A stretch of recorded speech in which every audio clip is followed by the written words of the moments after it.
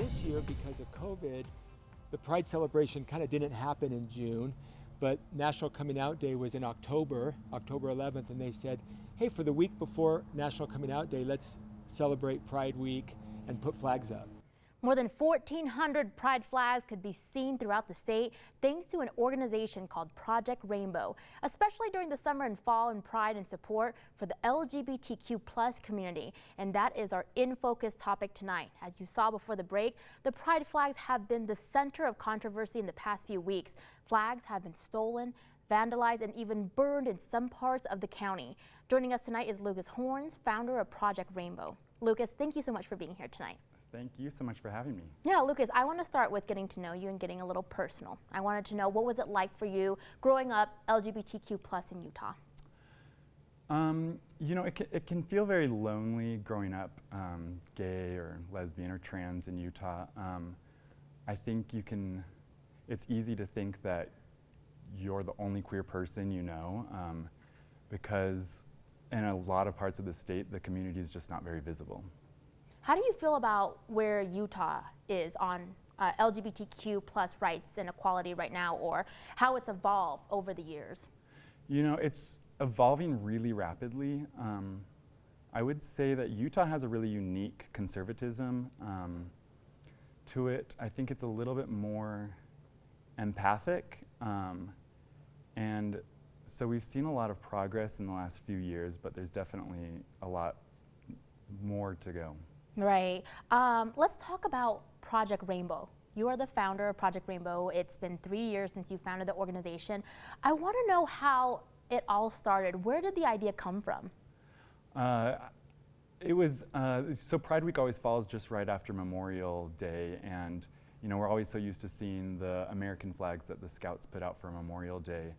And then I was driving through a neighborhood and saw like 3 rainbow flags in a row and thought, oh, wouldn't that be fun to do the same thing, but with rainbow flags as a fundraiser? So we started in 2018. We only had about 500 flags that year. And we have grown to, we did 3,000 flags this year, and we staked them all the way from Spanish Fork up to Logan. That is absolutely incredible. I want to talk about the purpose of Project Rainbow. For someone who is LGBTQ+, I mean, you know, you growing up in Utah, I'm wondering what it would have meant to someone like you to see a pride flag being displayed. What do you hope this does for other people out there who maybe feel lonely like you did growing up?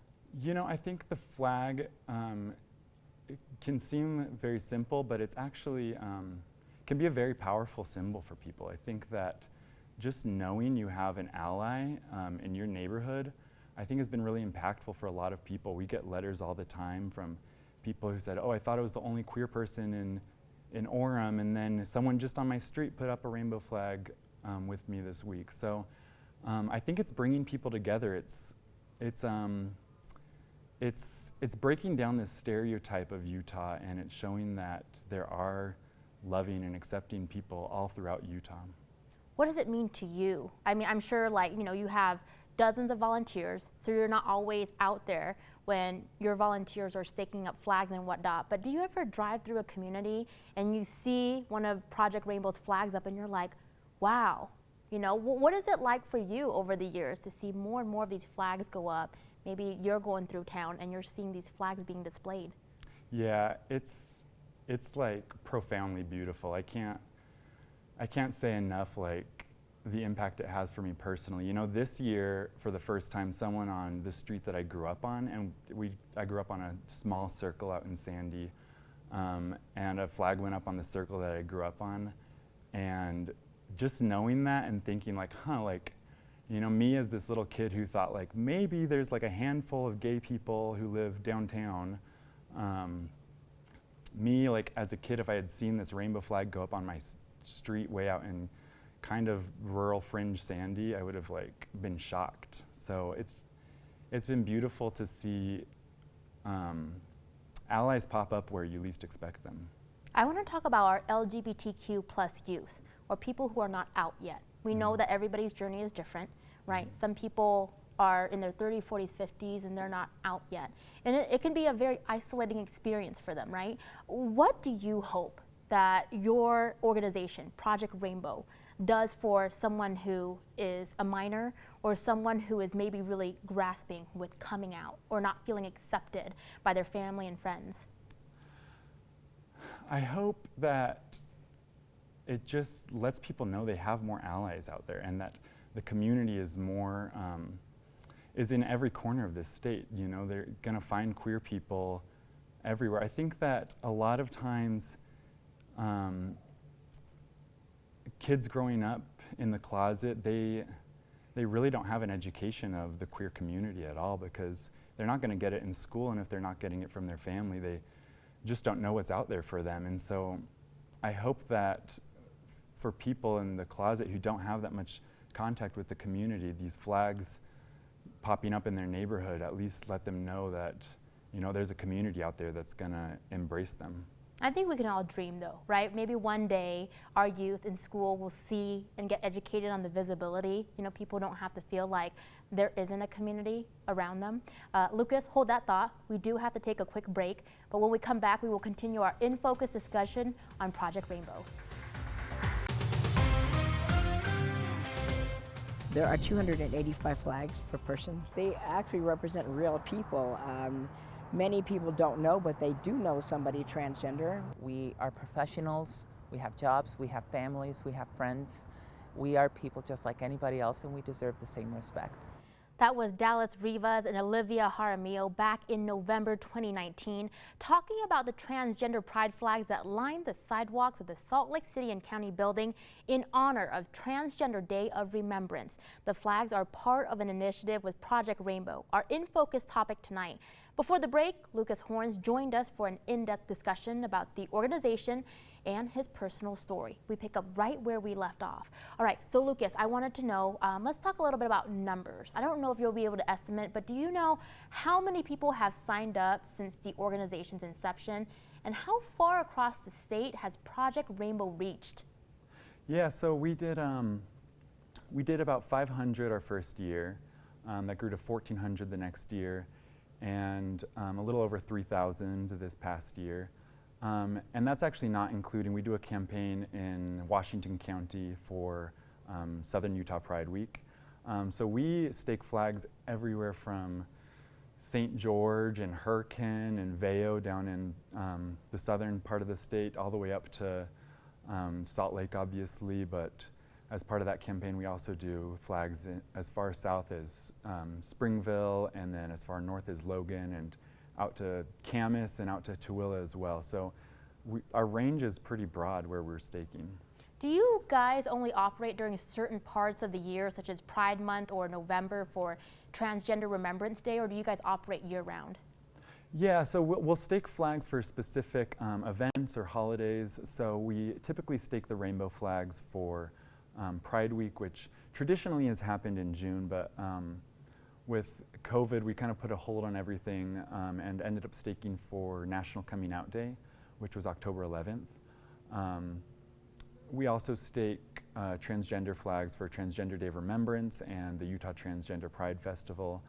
So it's for specific events, and we usually just stake them for a week at a time. So I read that staking flags in the smaller rural towns has a special meaning to you. Tell me why that is. Yeah, our first year, I went out, I was helping stake out in, for Southern Utah Pride Week, and I went to stake this one flag in Vail, and it just kind of like hit me that there truly are allies everywhere. You know, before I had that moment driving through that town has a population of less than like 500 people. And you know, before going on a road trip and driving through a town like that, I would have like sped through, because you know, queer people rightfully have to be cautious about where they are. They're not always safe. And so then to like stake this big rainbow flag on the main street of this little town was kind of like a beautiful moment to realize, like, you know what, no, Utah does have like queer people and allies in every like corner in every small town. And you just wouldn't know unless they stake a giant rainbow flag in their front yard. And you really have to applaud those people in the small towns that become like the first or one of the first people to put up a Black Lives Matter flag or, you know, like a pride flag, because you know, you don't know what kind of reaction you're going to get from the neighborhood, so it does mean a lot. I kind of wanted to circle back to the numbers question. You guys actually take the proceeds from the flags that you guys stake, and you guys, I believe it goes towards the Utah Pride Center, is that right? Tell me how much money you guys have raised, and tell me about how many volunteers you guys have. Yeah, so we end up donating about 80% or a little more of our proceeds that we raise from these flags to various pride organizations around the state, not just the Utah Pride Center, but organizations like Transgender Education Advocates and Pride of Southern Utah and Gender Bands and Logan Pride and some of the smaller organizations doing the work that you don't hear about as much. So we donate about 80% of our proceeds to these organizations, and the rest of the money we use to buy more flags and supplies. As far as volunteers go, I'd say we just this past week to do National Coming Out Day, we had over 100 volunteers to stake these around the Wasatch Front. I want to talk about something that's not as positive. Let's talk about the incidents that have happened this year with the Project Rainbow flags being vandalized, destroyed, burned, discriminated against. Tell me about that. How do you guys overcome this? How do you guys keep going? Yeah, you know, I think it's most disappointing for me to think of the participant's perspective, who's excited to, and maybe nervous to put this flag out, and then it gets something hateful spray painted on it, or it even gets lit on fire. We had a number of flags this year that were lit on fire, or it just gets stolen or destroyed. And you know, I think the message I try to communicate to these participants is that incidents like this just go to show how important it is that our community is visible and proud and out there. Because if we just go back into the closet and we retract into the shadows, you know, they win. And so even if someone's flag is out and then gets burned, at least it was out and it had that impact on their community. All right, we have about 30 seconds left. I want to know, how much do you feel you've grown since Project Rainbow began? A ton. We have grown further than I ever could have expected as far as our range goes, and we've staked flags in places I never would have thought. And I just thought like a couple hundred friends on Facebook would sign up for this, and to have 3,000 people this year has been awesome. All right, Lucas Horns of Project Rainbow, thank you so much for being here with us tonight. We appreciate what you do for the community, and thank you for sharing your story with us. Well, thank you, Rosie. All right, well, don't go anywhere. When we come back, we continue our In Focus discussion tonight with two of the Sandy residents who receive an anonymous controversial letter from their neighbor about flying the pride flag. We thought, you know what, if we put up flags in our neighborhood and it helps one person to feel safe and welcomed here, then it's worth it. Try to help the youth feel that no matter who or what they are or what they represent, that they're perfect the way they are. That was Kristy and Willy Donahoo, residents of the Autumn Ridge community in Sandy, talking to ABC4 News on Saturday about why they spearheaded the effort 4 to 5 years ago to display Project Rainbow flags throughout their neighborhood. As you know, the Donahoos were two of a handful of residents who received an anonymous letter from a neighbor last week questioning if their actions fell in line with the values of the Church of Jesus Christ of Latter-day Saints. Kristy and Willie join us live in studio tonight. Kristy and Willie, thank you for being here. Thank you. All right, so yeah, we're glad to have you guys here. Tell me why you guys decided to participate in Project Rainbow and why you decided to have a pride flag staked on your property. And also you spearheaded the movement in your area. We did. And so with Utah having a higher than average suicide rate, Willie and I decided a few years ago that we really wanted to get involved as allies with the LGBTQ community. And so we started volunteering with the Encircle Home, which is an LGBTQIA+, I should say, a resource center here in Salt Lake and in Provo.